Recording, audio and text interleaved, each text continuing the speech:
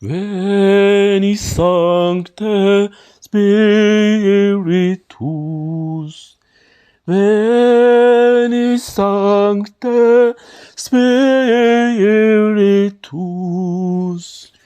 Veni Sancte Spiritus.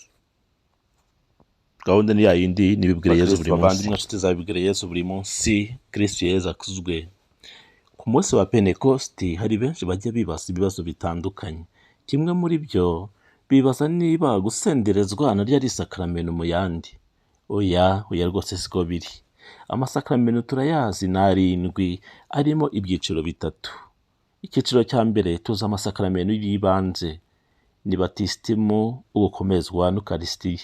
Hakaza amasakaramentu adutagatifuza, ni ugusigwa kw'abarwayi, hakaza na penetensiya. Noneho hakaza amasakaramentu yandi aduha ubutumwa, ni isakaramentu ryo gushyingirwa n'iry'ubusaseridoti. Nayo ngayo yonyine uko ari 7. Hanyuma wakibaza uti se gusenderezwa ni iki? Gusenderezwa ntabwo ari isakaramentu, ahubwo ni umuhango mutagatifu, aho umukristo gatolika nyuma yo gutegurwa asabirwa Roho Mutagatifu kugira ngo aze avugurure cyangwa se akangure ingabire yavanye mu masakaramentu ariko zikaba zarasinziriye.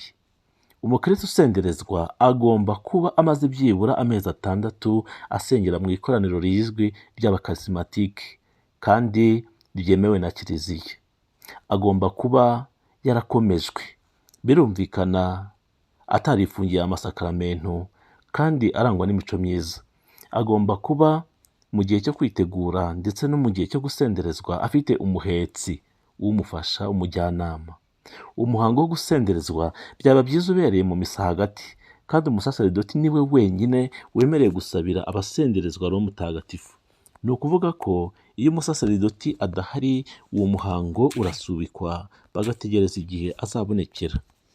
Gusenderezwa rero ni byiza cyane kuko byongera gukangura za ngabire twahawe muri batisimu ndetse no mu gukomezwa. Hari benshi rero bajya bitegereza bakareba ibyo Shitani akora, barangiza bagaserereza abasenderezwa cyangwa se babyitegura bakabatera ubwoba. Birashoboka ko n'uwasenderejwe yacumura agakora icyaha, ariko kandi akazirikana ko yakira ingabire za Roho Mutagatifu ndetse zikanasendera. Yagirwa inama akareka gufunga umutwe, ahubwo akemera kwigira nk'akanyugunyugu, akaguruka, akareka Roho Mutagatifu akamujyana aho ashaka, akamugira igikoresho cy'impuhwe z'Imana. Muvandimwe rero, wewe wajyaga wibaza iki kibazo, ndizera ko ushubijwe. Ugomba kwemera Roho Mutagatifu akakubumbamo icyo ashaka, ariko icy'ingenzi ni uko Roho Mutagatifu aguha kubera Kristo umugabo mu bantu, ugashirika ubwoba maze ukabasha kumwamamaza ushize amanga, ukamamaza urupfu ndetse n'izuka by'umwami wacu Yesu Kristo. Ingabire za Roho Mutagatifu mu kanya gashize twazumvise, ingabire 7 y'ubwenge, y'ubuhanga, y'ubumenyi, y'ubujyanama, ingabire y'ubutwari, y'ubusabaniramana n'igitinyiro cya Nyagasani cyangwa se icyubahiro cya Nyagasani. Mwebwe rero mwifuza gusenderezwa mukongera mukibyutsamo ubwo butwari ndetse mukibyutsamo imbaraga zo gukorera Nyagasani, nababwira iki? Igihe muzabyumva muzajye mu ikoraniro, mujye musengera hamwe n'abandi, ndetse ikinyotera nikibazamo mutangire urugendo rw'ibyumweru 7 y'isenderezwa. Nkomeje kubifuriza rero kuryoherwa n'ibyiza bya Roho Mutagatifu, uduha kuvuga rumwe, uduha gukundana, kandi uduha ibyiza byose bikomoka ku mwami wacu Yesu Kristo. Atwibutsa ibyo twibagiwe ndetse akatubwiriza n'ibizaza ariko bijyanye no gushaka kw'Imana. Mwese rero nta n'umwe uduhemutsemo, mbifurije kugira ibyiza bikomoka kuri Roho Mutagatifu.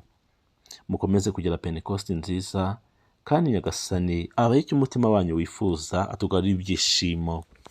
Mwari kumwe na Father B. Ibyawe byose bibwire Yesu buri munsi. Ngwino Roho Mutagatifu, ngwino Roho Mutagatifu, ngwino Roho Mutagatifu. Ibyawe byose bibwire Yesu buri munsi.